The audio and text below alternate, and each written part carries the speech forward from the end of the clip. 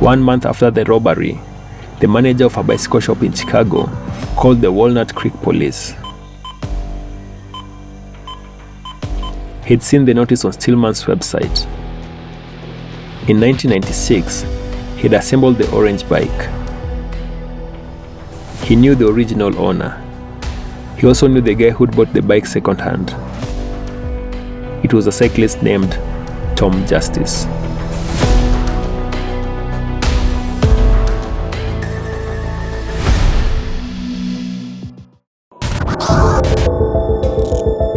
Breaking news.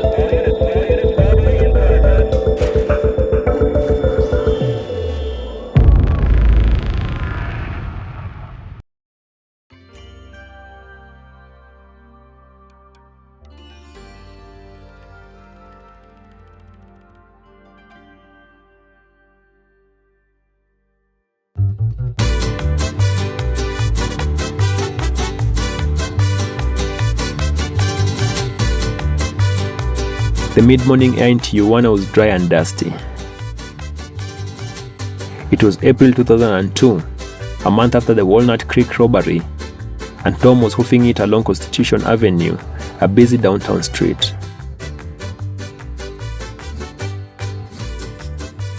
The night before, he'd flown from Chicago to San Diego and strolled through the turnstiles into Mexico amid a throng of American spring breakers. Toting a backpack, Tom passed shops selling sombreros, ponchos, and decorative bottles of tequila. Drunk tourists posed for photos with donkeys painted like zebras.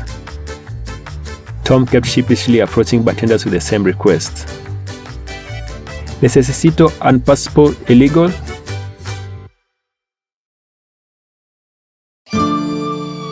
After his frenzied drive from California to Chicago, he decided to at least try covering his tracks.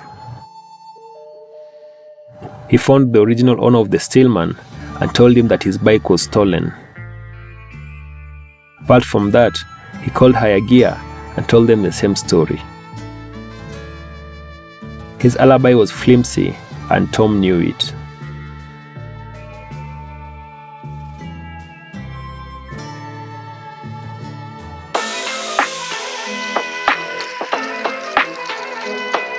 On Constitution Avenue, Tom pleaded to a young man shining shoes that he needed an illegal passport. The young man nodded, and Tom followed him away from the tourist traps. When they finally arrived at a grimy motel, Tom was shown into a rundown shop with a rickety bed and a TV. A shoe shiner requested $100. Tom handed him the cash, along with a picture he'd taken of himself in a photo booth in Chicago.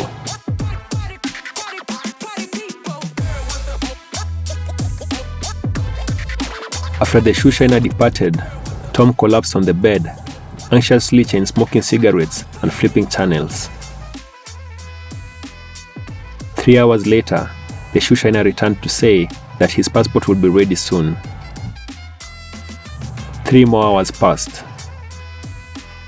The shoe shiner came back with a warm plate of carne asada, but no passport. As Tom ate, the shoe shiner asked if he was interested in earning $500. The arrangement was simple. Drive a car across the border with a little marijuana concealed in the gas tank.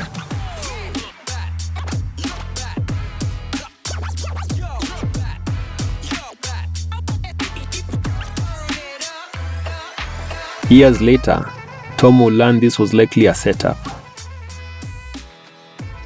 As soon as he got in the vehicle, the cartel would have called the cops on him, and in exchange for having been provided someone to arrest, the cops will ignore the next several cartel trucks crossing into the border.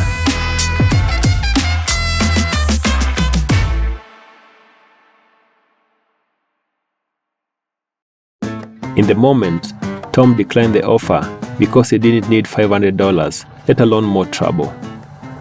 What he needed was a fake ID. But the shoe shiner said it would cost $100 more for the passport. As incensed as Tom was, He didn't see another option. He coughed up the cash, then lay back on the bed. Strange noises were emanating from the bathroom window. It was a spooky cacophony of cat calls and whistles. Cartel lookouts were signaling that the streets were clear of cops and witnesses.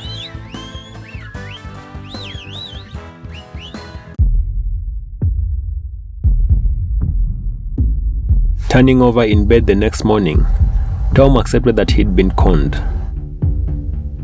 He was putting on his backpack when the shoeshiner returned without a passport. Angrily, Tom said that he was going away. The shoeshiner caught up with Tom in front of the motel and whistled loudly.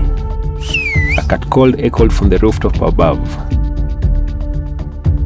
"You don't know what you're doing," insisted the shoeshiner, pulling a knife.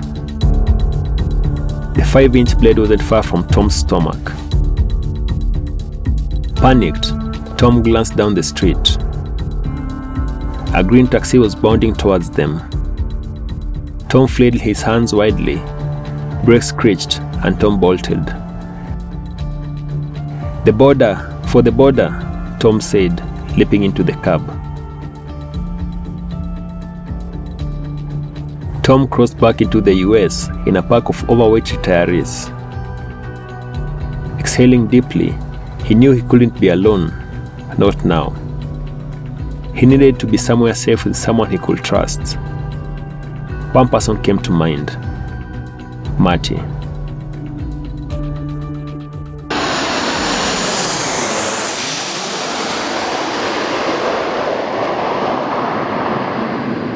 A few hours later, Tom flew from San Diego to Oakland. At an airport payphone, he called his old roommate.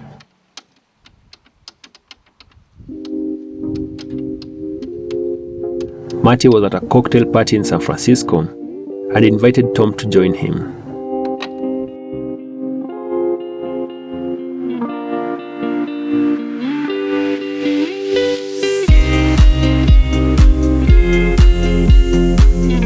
When Tom walked in, the guest gawked. Tom's collared shirt, blazer, and slacks were filthy. He looked like he hadn't slept in days. Marty gave Tom a bear hug and suggested they leave. In the car, Tom reluctantly told him everything.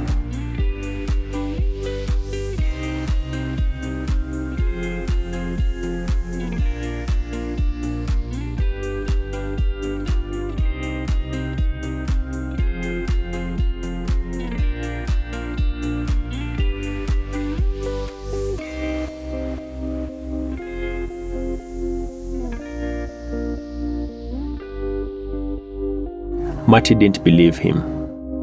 It seemed more likely that his preppy friend was delusional. Maybe Tom had never trained for the Olympics. But as Marty listened, it all came together. The quixotic desire to feel extraordinary, the secret life, the drug addiction. "What are you going to do?" Marty asked.